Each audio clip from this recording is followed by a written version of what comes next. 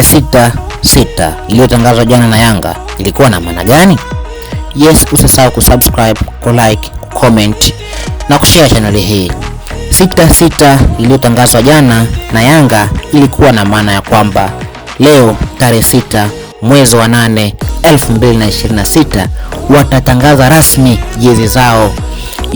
Ni leo tarehe 6 saa 6 mchana. That's why wakaita 6. Tumejionea maajabu makubwa sana, tumejionea miujiza mikubwa sana imetendeka kwenye msimu huu kwenye uandaaji wa jezi za Young Dar es Salaam African.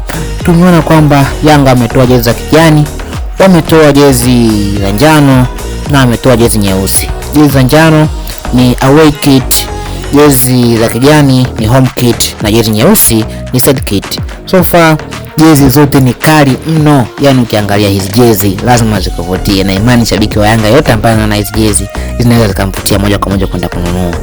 Unaweza kujionea mwenyewe namna gani wachezaji wa Yanga wamependeza kupitia jezi hizo wakiwa kama mfano wa kuigwa.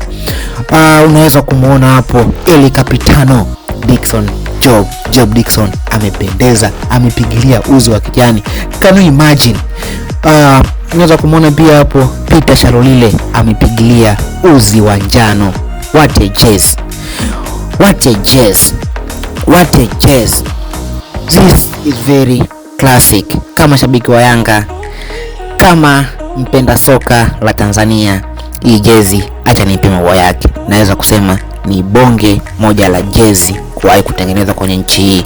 Unaweza kumuona hapo Alan Okello, wenye wanapenda kumita Starboy amepigilia jezi, amependeza, amewaka. This jezi is so classic. Usisahau kusubscribe, kulike, comment na kushare channel hii.